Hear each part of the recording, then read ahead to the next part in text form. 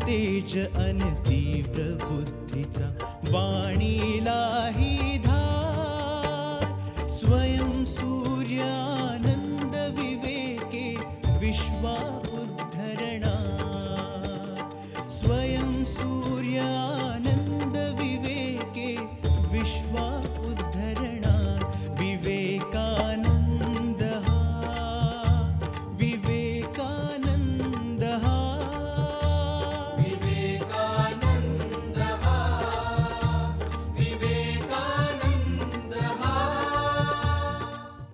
नमस्कार. स्वामी विवेकानंदांच्या विचाराला आणि कार्याला समर्पित तेजोमय या मालिकेच्या या भागामध्ये आपणा सगळ्यांचं सहर्ष स्वागत. स्वामी विवेकानंदांच्या कार्याचा विचार करताना त्या काळाचाही विचार करणं फार गरजेचं आहे, कारण तेव्हा भारत देश पारतंत्र्यात होता. भारतीयत्व असेल, भारतातले धर्म असतील, भारतीय संस्कृती असेल, याविषयीचं भारतीयांचं आत्मभानच हरवलं होतं. आपण सगळे दबलेल्या पिचलेल्या अवस्थेत होतो. अशा अवस्थेमध्ये स्वामी विवेकानंदांनी सर्व भारतीयांना आत्मभान दिलं, आत्मविश्वास दिला आणि त्याचबरोबरीने संपूर्ण विश्वाला सुद्धा भारताकडे, भारतीय संस्कृतीकडे, हिंदू धर्माकडे आदराने पाहायला शिकवलं. एक छोटीशी कथा आठवते. स्वामी विवेकानंदांना एक इंग्रजी इसम भेटायला आले आणि ते म्हणाले की तुम्ही आमच्याशी इतका सुंदर संवाद साधता, इतका काळ तुम्ही आमच्यामध्ये वावरता आहात, मग तुम्हाला असं नाही का वाटत की हा जो भारतीय वेश तुम्ही धारण करता त्याऐवजी तुम्ही आमच्यासारखा पोशाख धारण करावा, म्हणजे तुम्ही जंटलमन दिसाल. त्यावरती स्वामीजींनी दिलेलं उत्तर फार मार्मिक आहे. ते म्हणतात, in your country gentleman is made by Taylor, but in my country gentleman is built by character. तुझ्या देशामध्ये, तुमच्या देशामध्ये कदाचित सभ्य माणूस, जंटलमन हा शिंपी तयार करत असलेल्या पोशाखावरून ठरत असेल, पण माझ्या देशात मात्र सभ्यतेची ओळख ही चारित्र्यावरून, कॅरेक्टरवरून होते. अशा पद्धतीने स्वामीजींनी आपल्या संस्कृतीकडे पाहिलं, धर्माकडे पाहिलं. धर्म ही खरं तर एक खूप क्लिष्ट संकल्पना आहे, कारण धर्माचा अर्थ कायपरत्वे, संस्कृती परत्वे बदलत गेलेला आपल्याला दिसतो. म्हटलं तर धर्म हे एक दुधारी शस्त्र आहे, कारण धर्म जसं समाजाला जोडण्याचं काम करतं, तसं सगळ्यात अधिक जगामध्ये संहाराचं कार्यही धर्माच्याच नावाखाली होताना दिसतं. मग नेमका धर्म कोणता? स्वामी विवेकानंदांचा धर्म हा नेहमी चिंतनाचा विषय राहिलेला आहे आणि त्यांचं जे गाजलेलं व्याख्यान ज्याने जगाचं लक्ष वेधून घेतलं तेही सर्वधर्म परिषदेत झालेलं. तेव्हा त्या भाषणापासून ते एकंदरच त्यांच्या साहित्यामध्ये, त्यांच्या चिंतनामध्ये धर्माविषयीचे विचार प्रकर्षाने प्रकट झालेले दिसतात. हे जसे हिंदू धर्माविषयीचे विचार आहेत, तसेच मानवता धर्माविषयीचे विचार आहेत.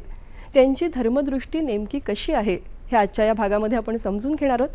आणि आपल्यासमोर हा विषय उलगडण्यासाठी आहेत सुप्रसिद्ध निवेदिका, व्याख्याती आणि लेखिका धनश्री लेले.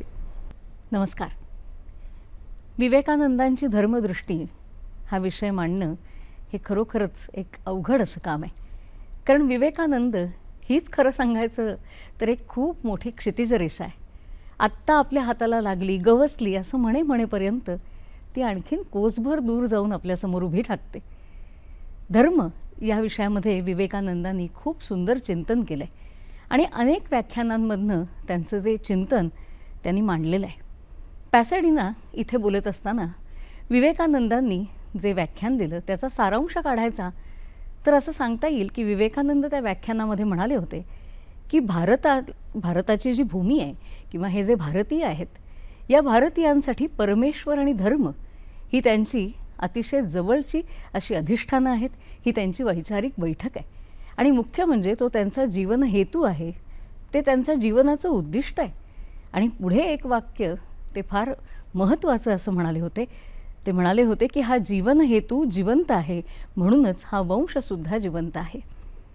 आपला हा मुद्दा अधिक सोपा करण्यासाठी आणि तो सर्वसामान्यांना पटवून देण्यासाठी विवेकानंद शेतकऱ्याचं उदाहरण देतात आणि म्हणतात की भारतातला शेतकरी आणि पाश्चिमात्य देशातला शेतकरी, अर्थात एक गोष्ट आपण इथे लक्षात घेऊया की हे सगळं विवेकानंदांनी जेव्हा हे बोललेत विवेकानंद, किंवा हे जे भाषण आहे हे 100-125 वर्षापूर्वीच आहे. त्यामुळे तो काळ लक्षात ठेवूनच आपल्याला या सगळ्याचा अनुबंध साधावा लागतो. विवेकानंद म्हणाले होते की पाश्चिमात्य देशातला शेतकरी आणि भारतातला शेतकरी यांच्यामध्ये मूलभूत फरक आहे. पाश्चिमात्यांना राजकारण कळतं आणि भारतातल्या शेतकऱ्यांना त्यांचा धर्म कळतो, त्यांचा परमेश्वर कळतो. ते म्हणतात की भारतातल्या शेतकऱ्याला जर विचारलं की बाबा रे, की तुझ्यावर सध्या कुणाची राजवट आहे, ती राजवट कशी आहे, ती कुठल्या प्रकारची आहे, तर त्या शेतकऱ्याला नाही सांगता येणार. पण जर त्याला विचारलं तुझा धर्म कुठला, असा नुसता प्रश्न विचारला तर त्यावर तोच सांगतो त्याचा धर्म कुठला ते सांगतो, त्याचा पंथ कुठला ते सांगतो, त्याचा संप्रदाय कुठला ते सांगतो, त्याची देवता कुठली, आराध्य देवता कुठली, त्या आराध्य देवतेचं पूजन अर्चन कसं करावं, अशा असंख्य गोष्टी त्याला ज्ञात असतात.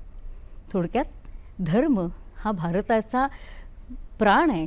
धर्म हे भारताचं मध्यवर्ती सूत्र आहे. यापुढेही विवेकानंदांनी असं म्हटलं आहे की भारतातल्या लोकांना धर्माचं आचरण करण्याचं स्वातंत्र्य दिलं तर ते त्यांच्या वृत्तीनुसार अतिशय शांत आणि सौम्य असं वागतात. परंतु जर त्यांच्या धर्माला कुणी हात लावला तर मात्र ते सहन करत नाहीत. हे विवेकानंदांचं विधान म्हणजे आपलं वाऱ्यावर बोललेलं असं नव्हतं, तर त्यामागे विवेकानंदांचा अभ्यास होता. स्वामीजींची त्याच्यासाठी केलेली परिभ्रमणा कारणीभूत होती, त्यांचं मनन चिंतन होतं आणि या सगळ्यातनं हे विचार स्वामीजी व्यक्त करत होते. या सगळ्याचा परिपाक म्हणजे स्वामींनी सर्वधर्म परिषदेमध्ये केलेलं ते भाषण.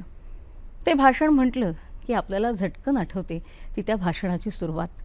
अमेरिकेतल्या माझ्या बंधू भगिनींनो या शब्दांनीच मुळी विवेकानंदांनी समोर बसलेल्या श्रोत्यांना आपलंसं करून टाकलं होतं.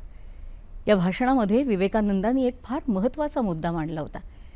ते म्हणाले होते की मी त्या भूमीचा रहिवासी आहे ज्या भूमीनं विविध धर्मियांना स्वीकारलं नव्हे, वेळोवेळी सांभाळलं आणि सगळ्यात महत्त्वाचं म्हणजे त्या धर्मियांना धर्मांतराची सक्ती केली नाही. किती महत्त्वाचा मुद्दा आहे हा. या भूमीमधल्या लोकांनी दुसऱ्या धर्मातली मंडळी जी आली त्यांच्यावरती धर्मांतराची सक्ती केली नाही. आणि ह्याचं कारण सांगताना स्वामीजींनी शिवमहिम्न स्तोत्रातली ओळ तिथे उद्धृत केली होती. रुचिधाम वैचित्र्यात रुजुकुटील नाना पथजुषाम. ज्याप्रमाणे नद्या समाजाची वळणं पाहत पाहत वेगवेगळ्या दिशेनं समुद्राला जाऊन मिळतात, त्याप्रमाणे वेगवेगळ्या उपासना, वेगवेगळ्या पद्धती, वेगवेगळे पंथ हे वेगवेगळ्या मार्गाने जरी गेले तरी शेवटी त्यांचं अंतिम निधान हे एकच असतं. हे तत्त्व या भूमीत राहणाऱ्या आम्हा भारतीयांना पूर्णत्वानं ठाऊक आहे आणि म्हणूनच कुणावरही धर्मांतर करण्याची सक्ती आम्हाला करावीशी वाटत नाही.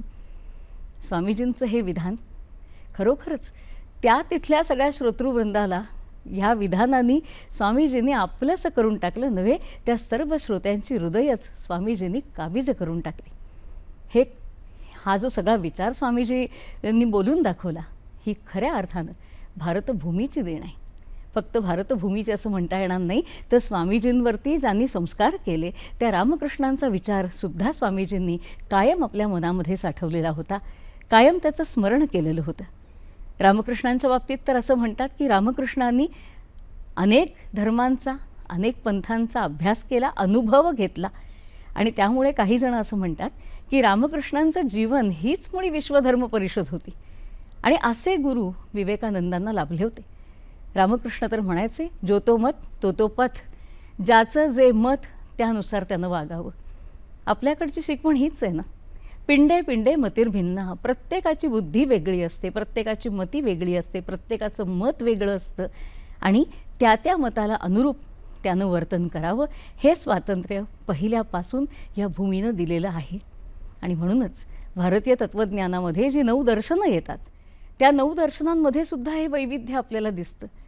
त्यातली 6 दर्शनं ही वेदप्रामाण्य मानणारी आहेत, 2 दर्शनं वेदप्रामाण्य मानत नाहीत आणि चार्वाकासारखं दर्शन हे भस्मीभूतस्य देहस्य पुनरागमनम कुतः असं म्हणून पूर्वजन्म आणि पुनर्जन्म ह्या दोघांनाही न मानणारं असं हे दर्शन. पण तरीसुद्धा हे दर्शन हा विचार ह्या भूमीनं बहिष्कृत केला नाही, तर त्याला दर्शनाचं स्थान देऊन ते स्वीकारलं. त्यामुळे पिंडे पिंडे मतिर्भिन्ना ह्या उक्तीला खऱ्या अर्थानं ह्या भारतानं खऱ्या अर्थानं अनुसरलेलं आहे, त्याचं पालन केलेलं आहे. स्वामीजींनी एका भाषणामध्ये असं म्हटलं आहे, I am proud to belong to that religion which has taught this world tolerance and universal acceptance. Tolerance, सहिष्णुता आणि युनिव्हर्सल ॲक्सेप्टन्स, विश्वबंधुत्व. विश्वबंधुत्व ही भारताची खूप मोठी देण आहे. म्हणजे जसं ज्ञानेश्वर महाराज म्हणाले होते की हे विश्वची माझे घर, ही ज्ञानेश्वरांची उक्ती हा सुद्धा ह्या भारतीय संस्कृतीचाच परिपाक आहे. हे सगळं विश्व, हे सगळं जग म्हणजे एक सुंदर उबदार असं घरटं आहे. त्या घरट्यामध्ये राहिल्यानंतर माझी प्रगती होते, माझा विकास होतो. अशी अतिशय सुंदर अशी विश्वबंधुत्वाची कल्पना. आपण सगळे एकमेकांचे भाऊबंदच आहोत. म्हणजे जिकडे पहावे तिकडे मजला माझी भावंडे दिसतात, असं जे केशवसूत म्हणाले होते, अगदी त्यासारखंच. आणि मला असं वाटतं की माझ्या अमेरिकेतल्या बंधू भगिनींनो, ही जी विवेकानंदांच्या भाषणाची सुरुवात होती, ही सुरुवातसुद्धा त्या विश्वबंधुत्वाच्या पायावरच उभारलेली होती. तुम्ही अमेरिकेत राहता म्हणून तुमचा माझा काही संबंध नाही असं नाही, तर तुम्हीसुद्धा माझे बांधवच आहात. कारण शेवटी आपल्या सगळ्यांचं जे मूळ तत्त्व आहे ते एकच आहे. ही वेदांताची शिकवण स्वामीजींच्या धमन्या धमन्यामध्ये धावत होती. स्वामीजींचं ते भाषण म्हणजे आपण कल्पना करू शकतो की तिकडचा जो श्रोतृवृंद होता तो काय थरारून गेला असेल हे सगळं ऐकल्यानंतर. निखिलानंद स्वामीजींचे सहाय्यक आणि ज्यांनी स्वामीजींचं चरित्र लिहिलं, त्यांनीसुद्धा या भाषणाविषयी बोलताना असं लिहिलं आहे किंवा लिहिताना असं म्हटलं आहे की स्वामीजींचं हे भाषण हे फक्त हिंदू धर्माचं तत्त्व सांगणारं किंवा हिंदू धर्माची बैठक सांगणारं इतकंच मर्यादित नव्हतं, तर त्या भाषणाने तिथे बसलेल्या सर्व धर्मीयांना आपलंसं केलं, त्यांच्या मनामध्ये कुतूहल निर्माण केलं. आणि खऱ्या अर्थानं स्वामीजींनी जसं लोकमान्य म्हणाले होते की अद्वैताची पताका अग्रभागी नेऊन रोवण्याचं काम स्वामीजींनी केलेलं आहे. मुळात स्वामीजी ह्या विचारसरणीचे पाईक होते की एकच पंथ, एकच ग्रंथ, हे असं सगळं एकच, हे कसं चालेल, जगाला हे कसं मान्य होईल. कारण जगामध्ये वैविध्यच सगळीकडे दिसतं. किंबहुना वैविध्य हाच जगाचा खरा पाया आहे. बघा ना, एकाच आईच्या पोटातून जन्माला आलेली दोन मुलं अगदी जुळी भावंडंसुद्धा वेगळी निपजतात. एकाच झाडावरती फुलणारी दोन फुलंसुद्धा कधीकधी वेगळीच असतात. त्यांचा रंग वेगळा असतो, काही वेळेला त्यांचा आकार वेगळा असतो. त्यामुळे वैविध्य हा या जीवनाचा पाया आहे, हे या विश्वातलं खरं सत्य आहे. मग ते वैविध्य नाकारून तलवारीच्या जोरावरती सगळ्यांनी एकाच विचारसरणीचा अनुसार केला पाहिजे, सगळ्यांनी एकाच विचारसरणीचं अनुसरण केलं पाहिजे, पालन केलं पाहिजे, हे कसं शक्य होईल. आणि म्हणून स्वामीजी सांगतात की प्रत्येकाच्या मनामध्ये ही उदारता असली पाहिजे, हे वैविध्य असलं पाहिजे. एका भाषणात तर स्वामीजींनी इतकं छान सांगितलं. ते म्हणाले की काही जणांना असं वाटतं की आत्ता मी ज्या धर्मामध्ये आहे किंवा आत्ता मी जो पंथ निवडलेला आहे त्या पंथामध्ये राहूनसुद्धा माझे काही विचार मात्र वेगळे आहेत. आणि मग ती व्यक्ती त्या पंथातनं थोडीशी बाजूला होते, ती मागे वळून पाहते, तेव्हा त्याच विचारसरणीचे अनेक लोक मागे आलेले दिसतात. पण स्वामीजी आवर्जून सांगतात की आणखीन काही किलोमीटर पुढे चालत गेल्यानंतर त्या पंथाच्या उपपंथामध्ये सुद्धा एक वेगळी विचारसरणी निर्माण झालेली असते, त्याचा एक स्वतंत्र फाटा फुटलेला असतो आणि त्याच्या मागे सुद्धा अनेक माणसं चाललेली असतात. स्वामीजी म्हणतात की 20 किलोमीटर अंतरामध्ये 20 वेगवेगळे पंथ निर्माण होतात आणि ते चांगलंच आहे आणि ते होणारच, कारण वैविध्य. एका भाषणात तर स्वामीजी इतकं गमतीशीर विधान करतात. ते म्हणतात या जगामध्ये किती धर्म असावेत, आणि त्यांनी उत्तर दिलं आहे. ते म्हणतात तितके धर्म असावेत जितकी माणसं आहेत. म्हणजेच काय, तर प्रत्येकाला आपल्या वागण्यानुसार, आपल्या विचारानुसार, आपल्या वैचारिक बैठकीनुसार वागण्याचं स्वातंत्र्य मिळालं पाहिजे. इतकं मोकळेपण असणं, स्वामीजी म्हणतात, इतकं मोकळेपण जर असेल तर निश्चितच ते खऱ्या अर्थानं विश्वाचं कल्याण करणारं आहे.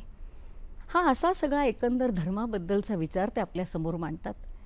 आणि मग हे ऐकल्यानंतर मनामध्ये येतं की सनातन धर्माचं इतकं महात्म्य स्वामीजी सांगतात.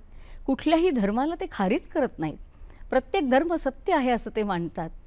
तर मग प्रश्न असा पडतो की खरोखरच काही धर्म एकमेकांच्या विरोधात सातत्याने उभे राहतात. हे धर्म खरंच एकमेकांचे विरोधक आहेत का? आणि त्यावर स्वामीजींनी दिलेलं उत्तर असं आहे की हे धर्म जर आपण मुळापर्यंत गेलो, कारण स्वामीजी आपल्याला कायम मुळाकडे घेऊन जातात, मुळापर्यंत गेलो, कुठल्याही धर्माच्या उगमापाशी गेलो, तर आपल्या लक्षात येतं की कुठलाही धर्म वेगळं चुकीचं विरोधी तत्त्व सांगत नाही. सगळे धर्म एकाच पद्धतीनं सांगतात. जसं मगाशी म्हटलं की नद्या वेगवेगळ्या मार्गानं जातात, पण शेवटी जाऊन समुद्रालाच मिळतात आणि सगळे समुद्र जोडलेलेच आहेत. त्याप्रमाणे वेगवेगळे धर्म वेगवेगळ्या मार्गाने प्रवाहित झाले तरीसुद्धा त्यांचं अंतिम सत्य वेगळं नाही, हे स्वामीजी अगदी ठामपणे सांगतात. आणि ते म्हणतात की कुठलेच धर्म, सनातन धर्म, मूळ धर्म एकमेकांना विरोधी नाहीत, तर ते पोषक आहेत, पूरक आहेत. आणि त्याच्याही पुढे जाऊन स्वामीजी याचं थोडंसं अधिक खोलात स्पष्टीकरण देतात आणि ते असं म्हणतात की प्रत्येक धर्म कुठल्या ना कुठल्या तरी वैश्विक सत्याचं अनुकरण करत असतो. कुठलं ना कुठलं वैश्विक सत्य त्यानं निवडलेलं असतं आणि ते सत्य तो आपल्या अनुयायांपर्यंत पोहोचवत असतो. आणि त्यामुळे वेगवेगळे धर्म ही वेगवेगळी वैश्विक सत्याचंच पालन करत असतात. अर्थात एवढा मोठा व्यापक विशाल असा पट स्वामीजी आपल्यासमोर ठेवतात. आणि त्या पलीकडची स्वामीजींची झेप सांगायची तर 1896च्या एका भाषणामध्ये स्वामीजींनी एक वेगळीच संकल्पना मांडली. पण स्वामीजी इतक्या काय म्हणूया प्रांजळ हृदयाचे होते. स्वामीजी म्हणाले, ही कल्पना मी मांडतोय, पण ही कल्पना माझी नाही. हा फार तर फार माझ्या गुरूंच्या म्हणजे रामकृष्ण परमहंसांच्या विचाराचा प्रतिध्वनी आहे. कारण हे सगळं त्यांनीच आम्हाला दिलेलं आहे. काय कल्पना होती स्वामीजींची? ती कल्पना होती युनिव्हर्सल रिलिजन, अर्थात सार्वजनीन धर्म. स्वामीजींनी या धर्माचं किंवा या संकल्पनेचं विस्तृत विश्लेषण केलेलं आहे. ते म्हणतात काय असावं, म्हणजे हा सार्वजनीन धर्म ज्याला आपण म्हणतोय ते तत्त्व कसं असेल?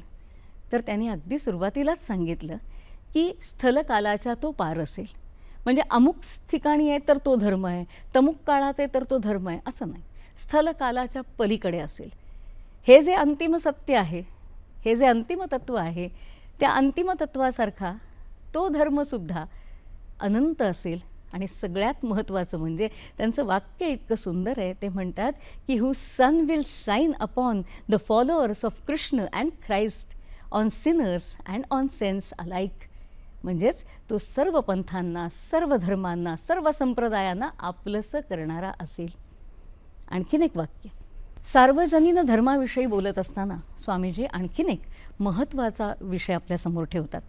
स्वामीजी म्हणतात की हा धर्म हिंदू, बौद्ध, मुस्लिम, यहुदी, ख्रिश्चन असा कुठलाच धर्म नसेल, पण तरीसुद्धा हा धर्म सगळ्यातलं सगळं घेणारा असेल आणि तरीसुद्धा स्वतंत्रपणे विकसित व्हायला स्वतःला वाव ठेवणारा असेल. मला असं वाटतं की सार्वजनीन धर्म हा जो त्यांचा लेख आहे तो इतका विशाल आहे, विस्तृत आहे. पण ही दोन वाक्यसुद्धा काही काळापुरती लक्षात ठेवली, त्याचा विचार जर केला तर स्वामीजींची कल्पना सहज स्पष्ट होते. मुळामध्ये हा सर्व धर्मांना एकत्र घेऊन जाणारा धर्म असेल. काय कल्पना आहे सार्वजनीन धर्माची? आणखीन थोडीशी सुलभ करून सांगायची झाली तर स्वामीजी म्हणतात जगामध्ये असंख्य धर्म आहेत. प्रत्येक धर्म सत्य आहे हे स्वीकारा. त्या प्रत्येक धर्माचं काही वैचारिक अधिष्ठान आहे हे मान्य करा. कुठलाही धर्म तुम्ही उद्ध्वस्त करायला जाऊ नका. ज्या अर्थी परमेश्वराच्या राज्यामध्ये आजही छोटे छोटे धर्म, छोटे छोटे पंथ, संप्रदाय शाबूत आहेत, त्या अर्थी आजही त्यांच्यामध्ये काही तथ्य आहे. ते तथ्य काय आहे हे समजून घ्या. एखादी चांगली गोष्ट घडवता येत असेल तर ती गोष्ट घडवणाऱ्या लोकांच्या बरोबर जाऊन उभे राहा. पण जर काही चांगलं करता येत नसेल तर किमान हात जोडून बाजूला उभे राहा. निदान विघ्न तरी आणू नका. आणि सगळ्यात महत्त्वाचं म्हणजे काहीही नष्ट करू नका, कशाचाही विध्वंस करू नका, जाळपोळ करू नका, कारण हे माणूसपणाला शोभणारं नाही. अशी काही 6-7 मूलभूत तत्त्व सार्वजनीन धर्माची स्वामीजी आपल्यासमोर ठेवतात. खरोखरच केवढा व्यापक विशाल असा हा सगळा विचार दिला आहे स्वामीजींनी.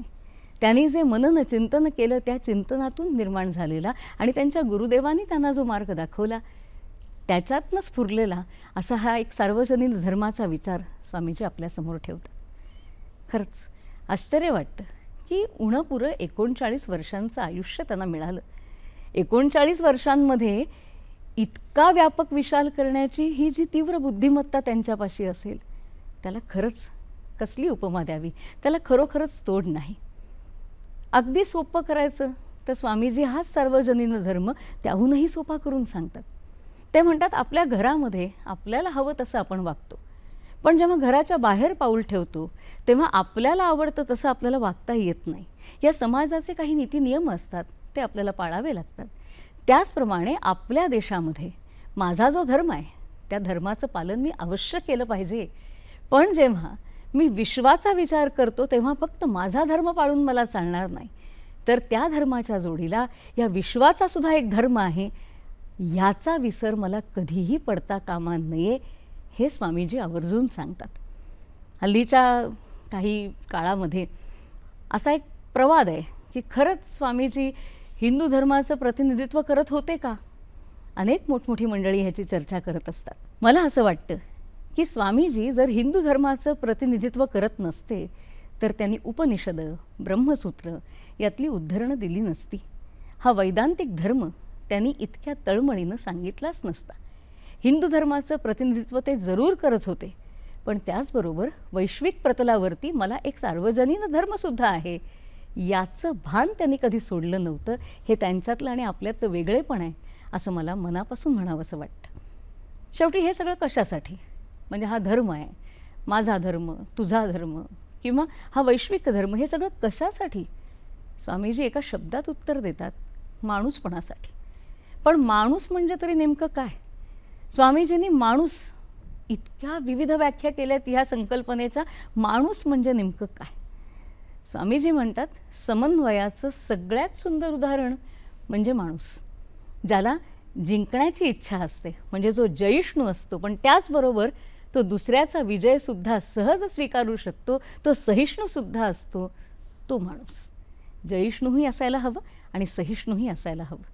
ज्याला शास्त्रही उत्तम येतं आणि ज्याला शस्त्रसुद्धा उत्तम चालवता येतं, यांच्यातला तोल ज्याला सावरता येतो तो माणूस. ज्याला उत्तम मंत्र पठण करता येतं आणि त्याचबरोबर एखादं यंत्र कसं चालवावं हे सुद्धा ज्याला कळतं, म्हणजे अध्यात्म आणि विज्ञान यांच्यातला तोल ज्याला सावरता येतो तो माणूस.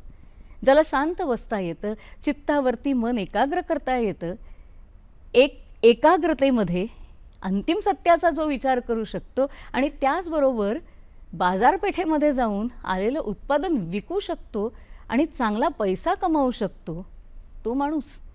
चित्त आणि वित्त यातला ज्याला तोल सावरता येतो तो माणूस. अध्यात्म आणि विज्ञान यातला ज्याला तोल सावरता येतो तो माणूस. मंत्र आणि यंत्र तंत्र ह्यातला ज्याला तोल सावरता येतो तो माणूस. सगळ्यात महत्त्वाचं म्हणजे ज्याला उत्तम समन्वय करता येतो तो माणूस. कारण एकतर्फी मार्गानं वाटचाल फार सुकर होऊ शकत नाही. विकास करायचा असेल, प्रगती करायची असेल तर समन्वय हा साधावाच लागतो. हे ज्याला कळलं तो माणूस. आणि एका ठिकाणी माणूसपणाची व्याख्या करताना स्वामीजी असं म्हणतात की अन्न वस्त्र निवारा सत्ता ज्ञान ही साध्य नसून फक्त साधनं आहेत आणि त्याचा आधार घेऊन जेव्हा मी अंतरंगात असणाऱ्या शक्तीचा शोध घेतो आणि माझ्या अंतरंगाचा पूर्णत्वानं विकास करतो, किंबहुना ती इच्छा ज्याच्या मनामध्ये असते तो माणूस.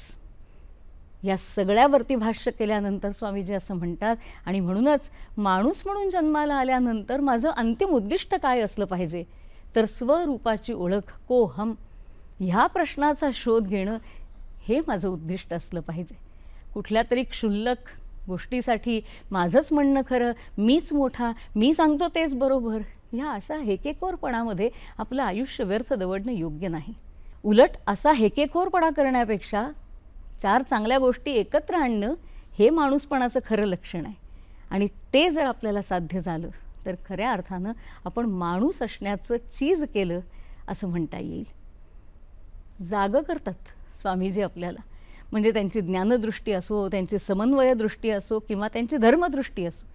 स्वामीजींचं काम हे माणसांना जागं करण्याचं आहे. खरंच आहे. कुठल्या तरी सामान्य उद्दिष्ट ठेवून कुणाच्या तरी हाकेला ओ देऊन आपला जीव हाकनाव गमवण्यापेक्षा आपल्या जीवनाचं उद्दिष्ट आपण ठेवावं, ते ध्येय आपल्या समोर ठेवावं आणि सातत्यानं त्या ध्येयाची पाठराखण करावी. हे स्वामीजी सांगतायत युवकांना, उठा उठा जागे व्हा, उत्तिष्ठत जाग्रत प्राप्य वरान निबोधत. कठोपनिषदातली ओळ आहे स्वामीजींची, ती जीवनाचा पाया असल्यासारखी ती ओळ आहे. सातत्यानं सांगतायत उठा उठा जागे व्हा, झोपू नका. मुख्य म्हणजे डोळ्यावरची जी जी म्हणून पटलं आहेत ती सगळी दूर करा. ती पटलं दूर केल्यानंतर जे समोर दिसेल ते खऱ्या अर्थानं जीवन असेल आणि तोच खरा जीवनाचा प्रकाश असेल. केशवसुतांनी म्हटलंय, जिकडे जावे तिकडे माझी भावंडे आहेत, सर्वत्र खुणा माझ्या घरच्या मजला दिसत आहेत.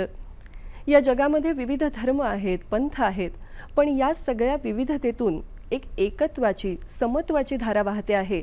हा विचार स्वामी विवेकानंदांनी आपल्याला दिला. स्वामी विवेकानंदांचा धर्म हा समाजाची उभारणी करणारा धारणात धर्म हा असा धर्म आहे. आज धनश्रीताईंनी आपल्यासमोर हा सगळा त्यांच्या धर्मदृष्टीचा पट उलगडला आणि तेव्हा प्रकर्षाने हे जाणवलं की खऱ्या अर्थाने अशा विशाल उदार धर्मवादी धोरणाची आजच्या समाजाला सगळ्यात जास्त गरज आहे. कारण आज धर्माच्या नावाखाली समाज विविध गटांमध्ये विभागलेला दिसतो. पण स्वामी विवेकानंदांना अपेक्षित धर्म हा समाजाला तोडणारा नाही तर जोडणारा धर्म आहे, माणूस घडवणारा धर्म आहे. त्यांचं मिशनच मॅन मेकिंग मिशन आहे.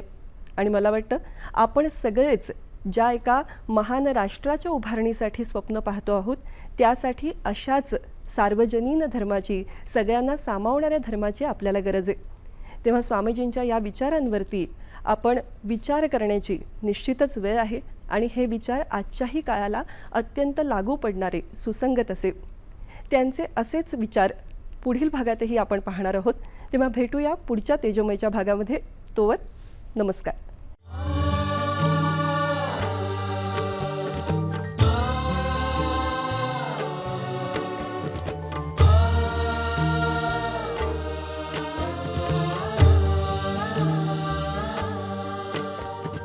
आत्मतेज अन तीव्र बुद्धीचा वाणीलाही धार, स्वयं सूर्या